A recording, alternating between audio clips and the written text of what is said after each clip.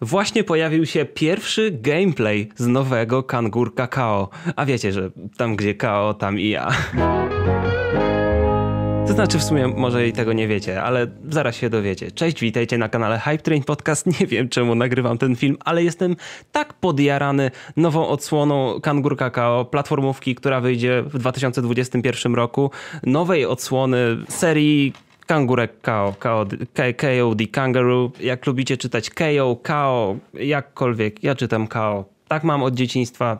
Tak zostanie. Kiedy zapowiedziano tę nową odsłonę, zrobiliśmy z Natalią odcinek, więc jeśli jeszcze go nie widzieliście, to możecie obejrzeć, ale ludzie, to jest naprawdę, to jest 13 sekund, ale i tak czuję, że muszę o tym powiedzieć, bo zobaczycie zaraz. Na pierwszy rzut oka jakby pierwsza klatka w ogóle nie odstaje od tego, co widzieliśmy w poprzednich odsłonach Kangurka. Oczywiście styl graficzny jest troszkę inny, znaczy unowocześniony, taki bardziej, może nawet nie unowocześniony, uniwersalny.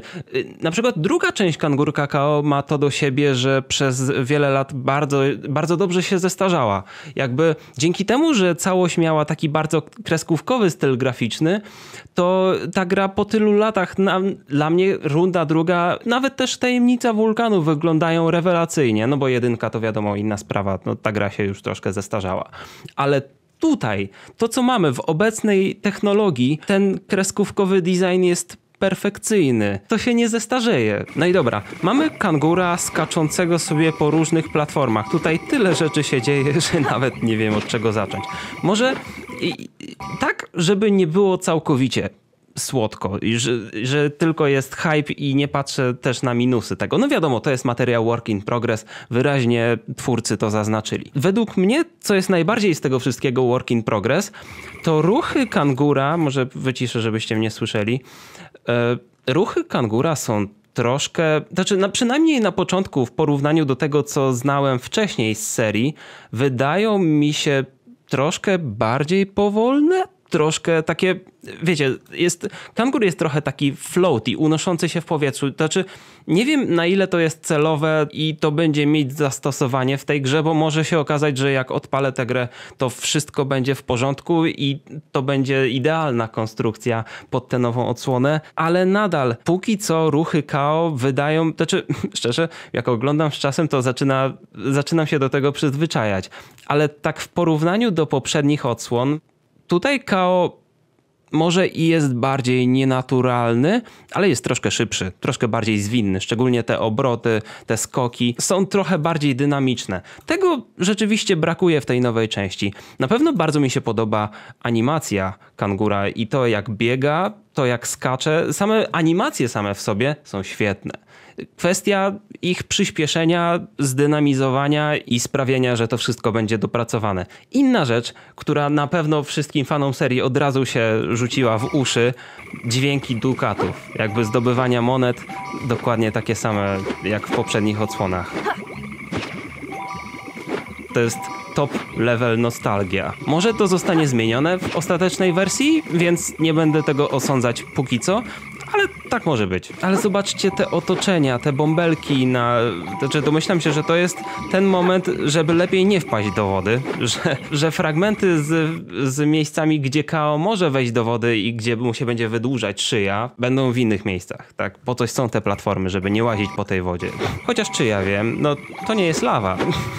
Ale przyznacie, te bąbelki są podejrzane. Widziałem, że ktoś na Twitterze pisał, że rękawice są troszkę za duże. Ja szczerze powiedziawszy się nie zgadzam. Podoba mi się, jak wyraźnie kreskówkowy jest KO, jakby jest mocno, bardzo stylizowana ta postać. Tak się przyzwyczajam do tego wyglądu, że jak przełączam teraz na starą odsłonę, to dopiero zaczynam widzieć, że jest coś inaczej. Kolejna rzecz, na którą musimy zwrócić uwagę. Muzyka.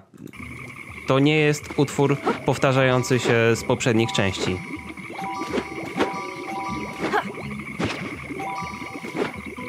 Mamy tutaj takie delikatne instrumenty. Muzyka, która nie jest za bardzo inwazyjna, bardzo pasuje nastrojem do całego świata. Kolejna rzecz, w której odetchnąłem z ulgą. Bardzo w klimacie rundy drugiej. Bardzo w klimacie, no bo wiadomo, w pierwszej części muzyka była bardzo, bardzo inwazyjna. Nie była zła, po prostu jak się teraz porównuje w obecnych czasach muzykę z pierwszej części, ona była... intensywna. Nadal wywołuje mnóstwo wspomnień, ale ten klimat jest w sam raz. Bardzo mi to przypomina rundę drugą i chyba to był taki cel, który sobie postawili twórcy, żeby ta jakby runda druga była chyba najbardziej ogrywaną częścią Kangurka, więc najlepiej będzie wzorować się jak najmocniej na rundzie drugiej, przy okazji dodając trochę świeżego twistu do tej części. Ogólnie kolorki, oprawa graficzna, nie będę mówić na ten temat, bo to jest wszystko perfekcyjne. Jakby nie przyczepię się do niczego, jest rewelacyjnie. Nawet już widzimy, że ta gra jest nawet na takim etapie. Nie wiem, czy gra jest na takim etapie, czy po prostu ten materiał był tak zmontowany, ale to wygląda jak grywalna gra w 100%. Jakby muzyka, dźwięki otoczenia też słyszymy świerszcze. To jest tak dobre. Nadal jestem ciekawy, bo wiele nie wiemy o tej grze, na przykład na jakich platformach, poza komputerami oczywiście będzie ta gra. No, patrząc po stylu graficznym, ta gra może być wszędzie. Na PlayStation, na Xboxie, na Switchu. Na Switchu się zmieści. Tak, kochani, to był właśnie mój bardzo wartościowy film. Wszystkiego najlepszego, Kao, bo wczoraj wybiło ci 20 lat. Na pewno przed całą drużyną Tate Multimedia jeszcze sporo roboty, ale ja się nie mogę doczekać. Dzięki za obejrzenie tego materiału. Dajcie znać, czy wy tak samo się mocno jaracie na Kangura, tak samo jak ja. Zasubskrybujcie ten kanał, jeśli chcecie więcej Kangura. Uwierzcie mi, będzie więcej Kangura. Oj, będzie. Do zobaczenia w kolejnym odcinku. Na razie.